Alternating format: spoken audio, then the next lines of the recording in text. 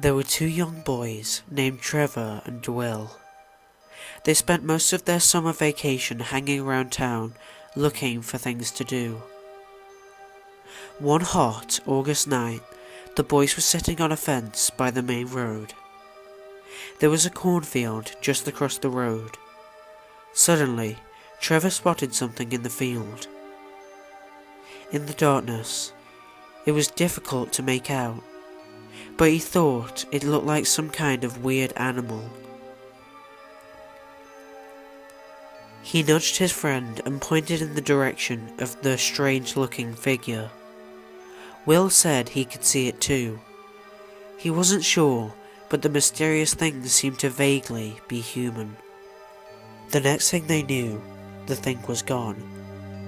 The boys craned their necks and scanned the field with their eyes. Out of the blackness came the thing. It slowly walked over to the edge of the field before disappearing again. Trevor and Will looked at each other puzzled. "What was that?" asked Will. "I have no idea," replied Trevor. No sooner had he said that than Trevor felt a clammy hand on his shoulder. He turned around and found himself staring directly into the hideous face of the thing. He let out a yell of terror and surprise. The rotting skin on the thing's face was coming off in places, revealing the bone underneath. For a moment it just stared silently at Trevor with its dark, sunken eyes. Then it suddenly grabbed hold of his arm. Trevor felt its fingernails dig into his flesh as he wriggled out of its grasp. The two boys leaped off the fence and ran down the road screaming in horror. They didn't stop running until they reached their homes. They tried to tell their parents and friends about the thing they had seen that night, but nobody believed them. When Trevor woke up the next morning, the scratches on his arm were still there. After a few days, they got worse and worse. Trevor got sick, and his parents took him to see a doctor.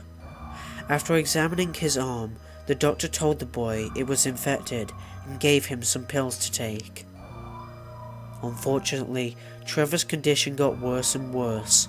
The infection spread to his entire arm, and it wasn't long until his flesh was rotting and falling off. He was taken to hospital, but no matter what the doctors did, no treatment seemed to work. The infection spread throughout his whole body. Trevor was confined to bed and started to waste away. It seemed like he was beyond help, and as the days went by, he steadily grew worse and worse. His anguished parents could only sit at his bedside and cry as they watched their beloved son slowly rotting away before their eyes. On the day that Trevor finally passed away, Will came to the hospital to visit him.